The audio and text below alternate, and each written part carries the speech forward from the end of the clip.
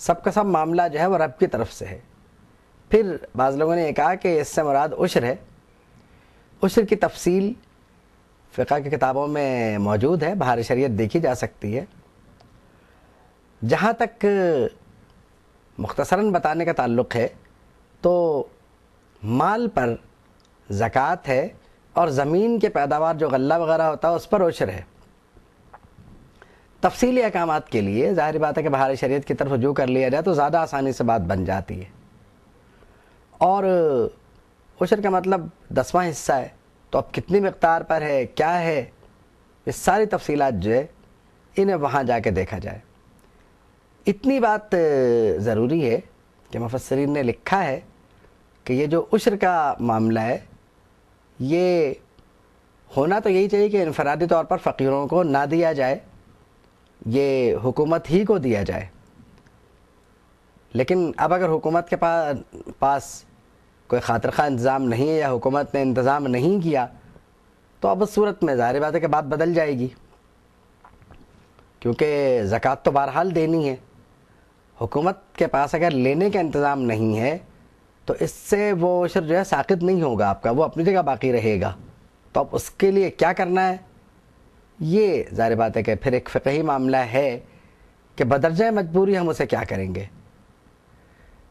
یعنی جو بات سمجھ میں آتی ہے وہ تو یہی ہے کہ بدرجہ مجبوری ہم یہی کریں گے کہ ضرورت مندوں میں تقسیم کر دیں گے اسے نکال کے، کیونکہ اگر حکومت کی کوئی ایجنسی ایسی نہیں ہے جو عشر وصول کرے تو پھر اس معاملے کو اسی طرح ڈیل کرنا چاہیے جیسے عام حالات میں ہم کرتے ہیں،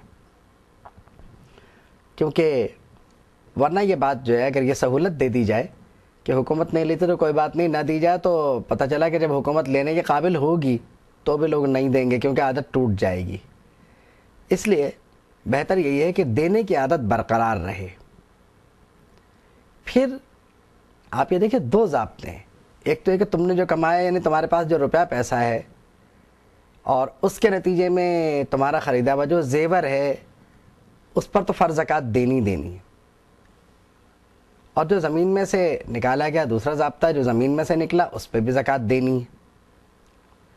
اب ایک اور ضابطہ ہے، نفلی صدقہ جو ہے جو فرض نہیں ہے، یعنی زکوٰۃ، فطرہ اور عشر کے علاوہ جو صدقہ فرض نہیں ہے اس سے مراد وہ بھی ہو سکتا ہے، کیونکہ ایک بات ہو سکتی ہے کہ جہاں پر زکوٰۃ کا معاملہ ہے تو وہاں تو فرما دیا اقیم الصلاۃ و آتوا الزکوٰۃ، اور کہ نماز پڑھو اور زکوٰۃ دو، یہ نماز قائم کرو اور زکوٰۃ دو، تو زکوٰۃ کا تو صریحاً حکم موجود ہے۔ تو یہاں مستحب صدقہ بھی مراد ہو سکتا ہے کہ ہم کسی کو اس قابل سمجھیں کہ اسے مدد کی ضرورت ہے اور ہم اسے مدد دے کر کے صدقہ دے دیں، یعنی جو رقم ہم اسے دیں گے اس کی ضرورت پوری کرنے کے لیے، اگر وہ قرض نہیں ہے تو صدقہ ہے۔ اور یہ بھی ہو سکتا ہے کہ آپ اسے قرض دیں اور اسے معاف یعنی کر دیں، کسی وجہ سے وہ دینے کے قابل نہ، آپ اسے معاف کر دیں، تو یہ بھی ایک طرح کا آپ کی طرف سے صدقہ ہو جائے گا، اور یہ ایک اچھا ضابطہ ہے۔ اب بات یہ فرمایا گیا انفقوا من طیبات، طیبات فرمایا گیا، یہ طیب کی جمع ہے۔ اب طیب جو ہے اس کے جو معنی و مفہوم ہیں یہ بڑے کمال کے ہیں۔ طیب کے معنی پسندیدہ کے بھی ہوتے ہیں، تو اب یہ ہوگا کہ اپنی یعنی اے ایمان والو خرچ کرو اپنی پسندیدہ چیزیں جو تم نے اپنے ہاتھ سے کمائیں۔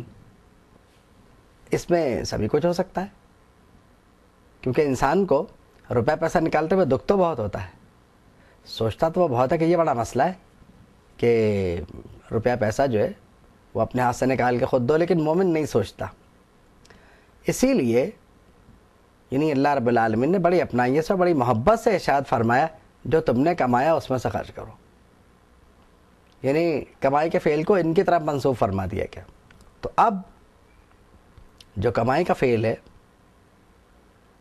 وہ ان کی طرف اس لیے منسوب ہے کہ انسان مال و متاع جمع کرنے سے محبت تو بہت کرتا ہے، لیکن مال و متاع جمع کرنا کوئی بری بات نہیں ہے اگر اس میں سے کچھ نکال دیا جائے. اسلام اصل میں دولت جمع کرنے کا مخالف نہیں ہے,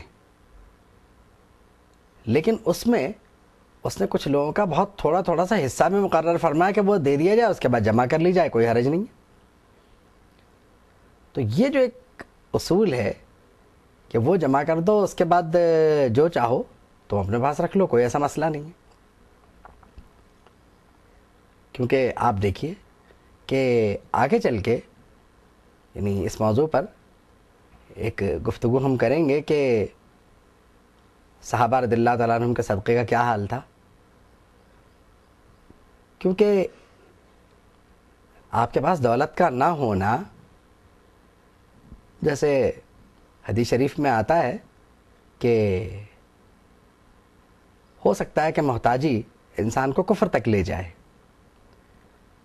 تو ایسا ممکن تو ہے, اگر مکمل طور پر کوئی محتاج ہو اور وہ ہذیان بکنے لگے اور پاگل ہو جائے تو ہو سکتا ہے کہ اس کی یہ حرکت اسے کفر تک لے جائے. یہ ایک بڑی تفصیلی بحث ہے.